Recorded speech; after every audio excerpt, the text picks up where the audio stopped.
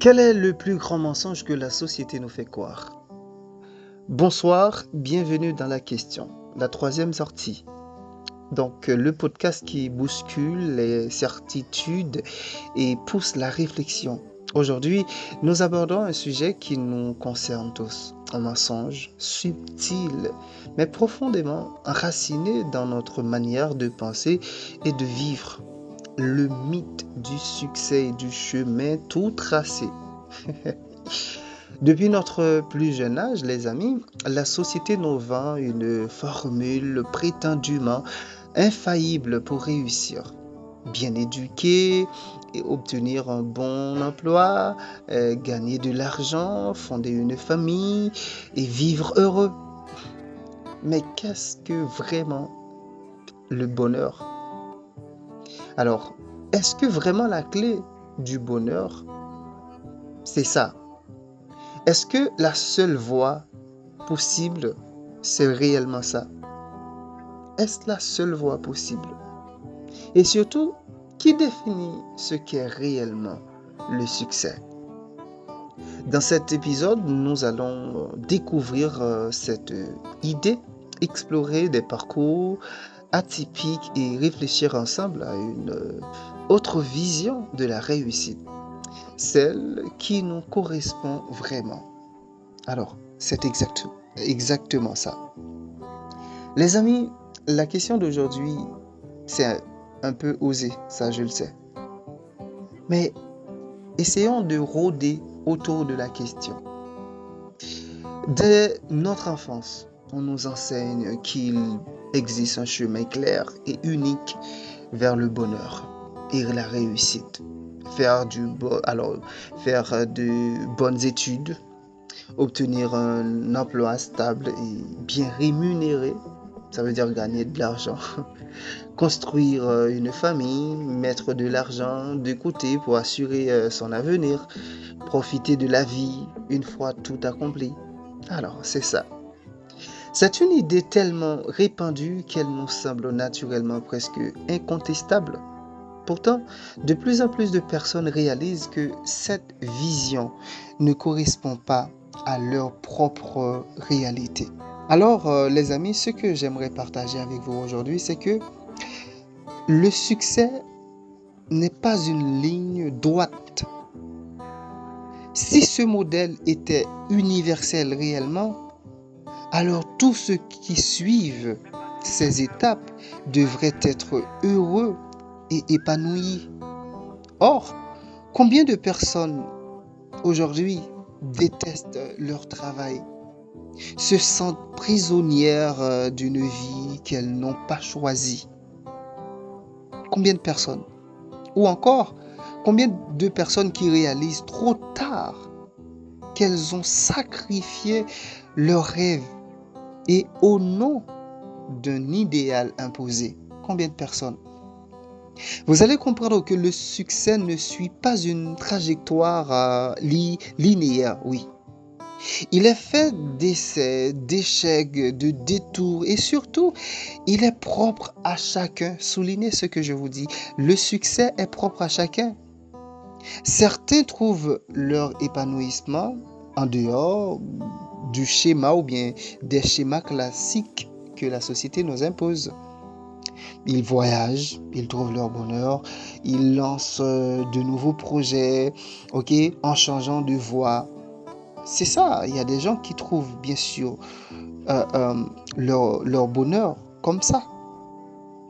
Parce que ce n'est pas une trajectoire que tout le monde doit suivre ou trajectoire linéaire. Il y a des gens même qui décident de ne pas se conformer aux attentes sociales. Ils trouvent leur bonheur là-dedans. Alors il faut comprendre que le succès n'est pas une ligne droite que tout le monde doit suivre comme on dit. Et la deuxième chose qui est très importante, c'est 3 clés que je partage avec vous aujourd'hui. La deuxième chose très importante, c'est que il y a aussi l'illusion de la sécurité. Qu'est-ce que je veux dire? On nous fait croire qu'un emploi stable est la clé de la tranquillité. Pourtant, avec les crises économiques, l'évolution du marché du travail et l'autonomisation, la stabilité professionnelle est de plus en plus incertaine. Les, les- Prenons l'exemple chez nous. Il y a des professionnels en Haïti, des professionnels partout, ok, dans la musique, dans la presse, ok, dans l'architecture, si vous voulez, dans le domaine juridique, peu importe, il y a des professionnels. Mais ça ne suffit pas parce qu'il n'y a pas de stabilité socio-économique, il n'y a pas de stabilité dans le pays, et bien ça fait que ces professionnels sont pris au piège. Donc comprenez bien que on nous fait croire qu'un simple emploi stable même peut tout tranquilliser, mais les crises montrent le contraire. La crise que nous vivons là en Haïti montre le contraire. La stabilité professionnelle est de plus en plus genre menacée, incertaine. Aujourd'hui, réussir ne signifie plus simplement avoir un bon poste, mais plutôt développer une capacité d'adaptation. Vous pouvez être dans un bon poste, mais vous n'avez pas la capacité de vous adapter au changement, de vous adapter aux situations qui se présentent de plus en plus ou bien de temps en temps devant vous. Donc, vous n'avez pas la capacité de vous adapter au changement. Donc, il faut apprendre à rebondir, à créer ses propres opportunités. Et c'est là qu'on peut dire exactement. Alors, dépendamment du but que je me suis fixé, j'ai réussi ou j'ai eu du succès. Et le troisième élément pour finir, parce qu'on va pas être trop long, c'est ils ont une définition du bonheur trop limitée. Les gens, la société nous donne une définition du bonheur qui est trop limitée même. La société, le monde nous pousse à croire que l'argent et la reconnaissance sociale sont des piliers du bonheur. Mais si c'était vrai, pourquoi voit-on tant de personnes aisées souffrir de stress? Les artistes, les vedettes, les cinéastes, les acteurs, je sais pas, les footballeurs, les célébrités. Pourquoi ils souffrent du stress, de l'anxiété? Pourquoi ils sont si solitaires des fois? Pourquoi ils tombent en dépression? Mais eux, ils sont célèbres, ils ont de l'argent, ils ne savent même pas quoi faire avec l'argent. Mais pourtant, ils sont solitaires, hein? Donc c'est pour dire que ce schéma, c'est un piège. Cette définition toute tracée du bonheur est trop même limitée.